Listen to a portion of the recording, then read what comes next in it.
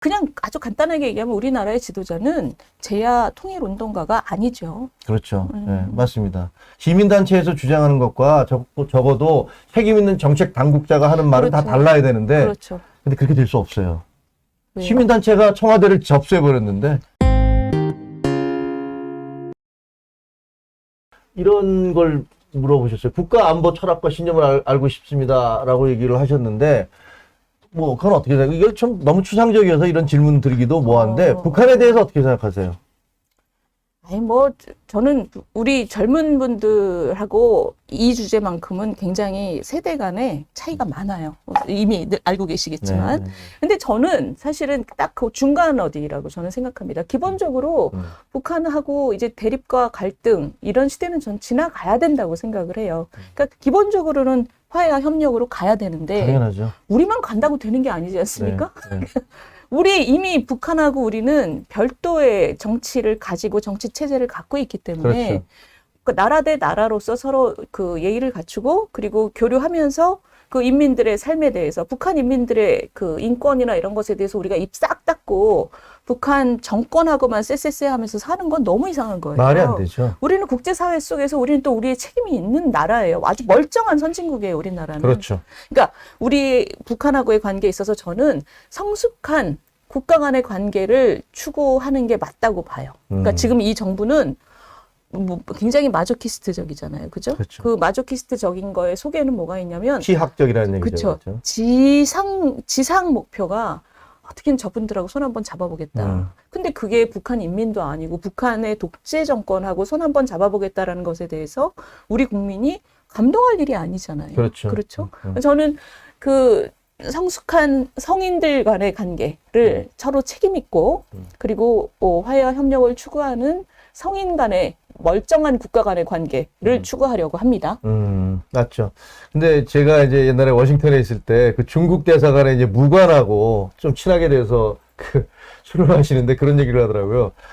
나는 정말 북한 너무 싫어 그러는 거예요. 그래서 깜짝 놀랐어요. 근데 벌써 한 20년 전인데. 그래서 왜 그러냐 그러니까 아니 나는 중국의 군인인데 한국은 이미 여러 번 가봤어. 아 좋더라고. 근데 북한은 들어갈 수도 없어. 그런 게 무슨 나라야. 뭐 이런 식의 얘기를 하더라고요.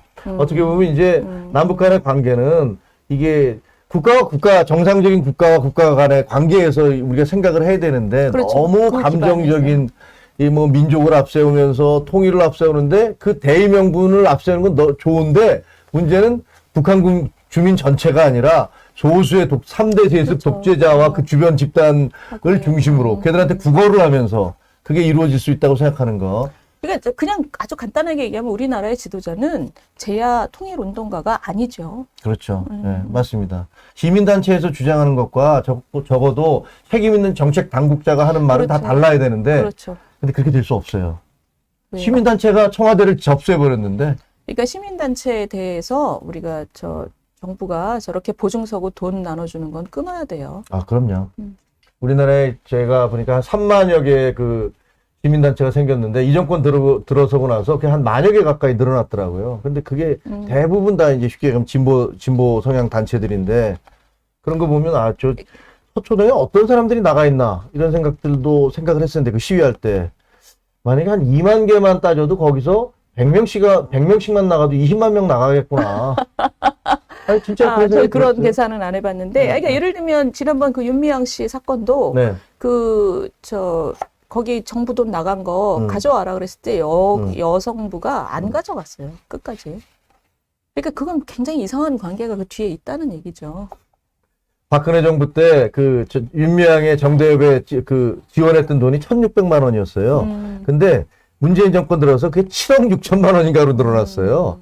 그러니까 사실상 말이 안 되는 얘기지. 똑같은 단체에서 달라진 게 없는데 갑자기 50배가 넘게 지원을 해준 건 그거는 엄밀하게 얘기하면 국가 세금을 가지고서 자기들끼리 패거리끼리 나눠 먹은 거 아니에요. 그러니까 지금 국회의원들이 자료 갖고 오라는데 버티고 안 가져가는 그거는 상상이 안 되는 거잖아요. 그러니까요. 네. 여성가족부에서 야 당신들 어떻게 지원을 했는지 정대협에 대해서 어떻게 줬는지 그러니까. 가져와 그랬더니 안 가져오고 있어요. 그러니까. 근데 이게 법적으로 안 줘도 돼요? 그러니까 그 눈에 적어져. 이거를 버텨서 갖는 부담보다 네. 그 까졌을 때 일이 더 충격. 크니까. 뒷감당을 못해. 그러니까 그리고 윗사람 눈치 봐야 되니까. 알겠습니다. 이게 계속 핵 얘기를 하려고 하다가 다른 얘기 들었는데 이제 제가